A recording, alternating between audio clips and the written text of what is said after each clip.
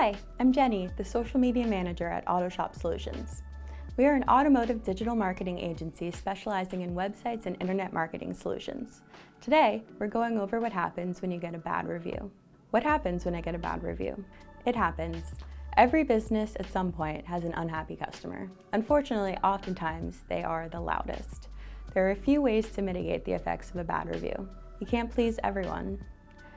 For one-star reviews, you can respond in a few different ways, but whatever you're doing, be sure to address the reviewer by name. Facebook, Google, and Yelp all show the customer's name. Say thank you, even to bad reviews. Apologize and sympathize. Saying sorry shows that you care about your customers and that you're not too proud to own up to your mistakes.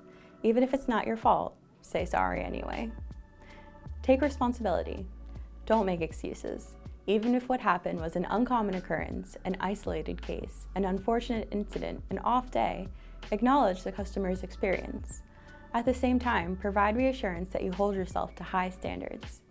I'm so sorry. We're normally known for our exceptional attention to detail, and we regret that we missed the mark. Make things right. Take ownership and promise to make things right in the future using specific details from their review. Take the issue offline. Ask them to call or email you to solve the issue. Ask for a second chance.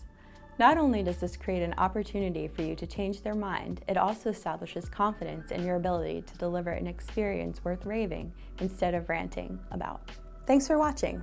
For more Autoshop Academy videos, please visit our website or subscribe to our YouTube channel.